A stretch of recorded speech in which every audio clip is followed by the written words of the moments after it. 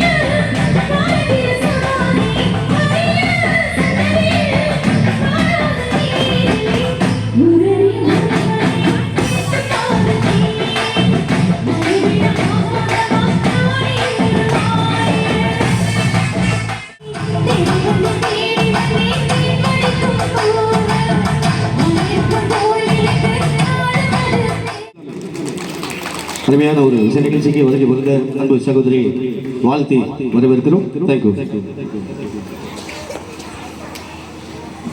அருமையான ஒரு பாடலை முதல் பாடல் திரைப்பட பாடல் அன்பு சகோதரி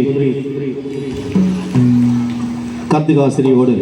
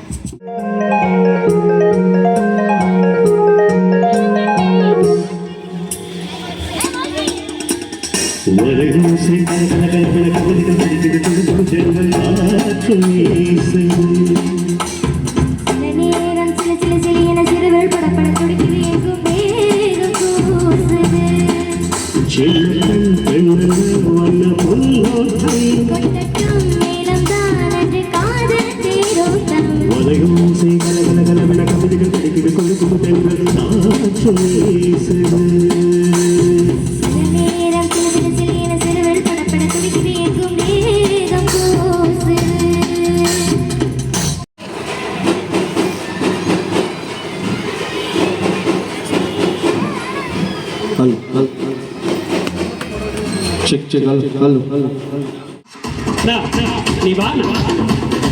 No, Ivana. Please na, tamil gozo. Va. Ayyo. Na ready da baraba.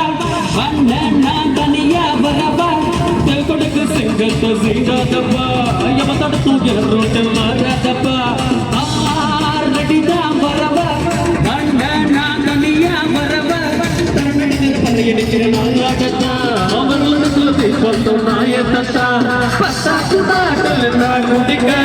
Andal कोंडाच सटिक एडागटी कोंडागडा यंपसी नदनिक टौ डडटौ डडटौ टौ टौ टौ डडटौ डडटौ टौ टौ टौ टौ टौ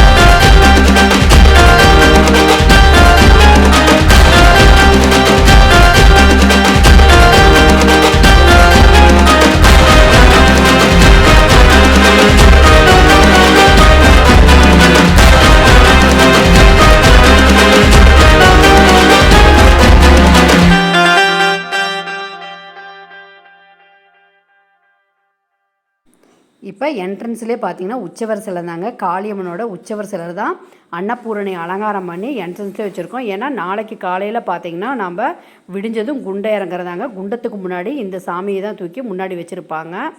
அப்படியே உள்ளே பார்த்தீங்கன்னா செல்லியம்மனோட உற்சவர் சிலையும் உள்ளே இருக்காங்க. இப்போ அவங்களையும் நான் உங்களுக்கு வீடியோவில் காட்டுறேன். நாளைக்கு பார்த்தீங்கன்னா செல்லியம்மனை அழகாக அலங்காரம் பண்ணி தேரில் வரத்துக்கு ரெடி பண்ணுவாங்க.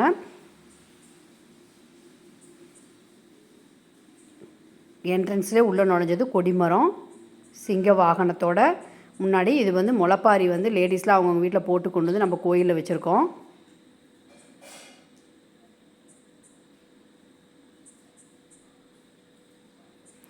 இவங்க தாங்க செல்லியம்மன் வந்து சிங்க வாகனத்தில் உற்சவர் சிலை.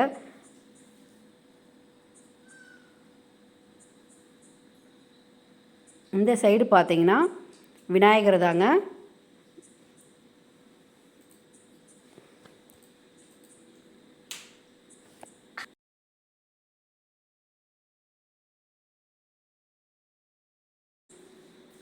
கருவறைக்கு முன்னாடி பார்த்தீங்கன்னா 2 பக்கமும் துவார சக்தியும் வீரபத்ர சுவாமியும் தான் முன்னாடி என்ட்ரன்ஸில் இருக்காங்க. இப்போ பார்த்தீங்கன்னா அப்போ அந்த காலத்தில் சொல்லியிருக்காங்க, முன்னாடி துவாரசக்தி அனுமதியோடு தான் நம்ம உள்ள கருவறையில் இருக்க சாமியவே கும்பிடணும் அப்படிங்கிற ஒரு ஐதீகம் இருக்குது. அதனால் நம்ம வந்து முதல் துவாரசக்தியே கும்பிட்டுட்டு பார்த்திங்கன்னா உள்ளே இருக்க கருவறை சாமியை தான் நம்ம கும்பிட போகிறோம். ஆனால் இந்த இதுக்கு மேலே நம்ம லேடிஸ் உள்ளே போக முடியாதுங்க. அதனால் இங்கேருந்தே நம்ம பார்த்திங்கன்னா ஃபோக்கஸ் பண்ணி எடுத்துருக்கிறேன். நம்ம பத்திரகாளி தான் உள்ளே இருக்க சுவாமி. எவ்வளோ அழகாக அலங்காரம் பண்ணி ஜம்முன்னு இருக்காங்க பாருங்கள். நாளைக்கு வந்து விடிஞ்சால் வந்து குண்டை இறங்குறது தான். அந்த வீடியோவும் கண்டிப்பாக உங்களுக்கு அப்லோட் பண்ணுறேன். கண்டிப்பாக நீங்கள் செக் பண்ணி பாருங்கள். இந்த வீடியோ வந்து உங்களுக்கு ரொம்பவே பிடிச்சிருக்கும். பிடிச்சிருந்தால் லைக் பண்ணுங்கள், ஷேர் பண்ணுங்கள், சப்ஸ்கிரைப் பண்ணுங்கள், மறக்காமல் பெல் ஐக்கனை கிளிக் பண்ணுங்கள். தேங்க்யூ.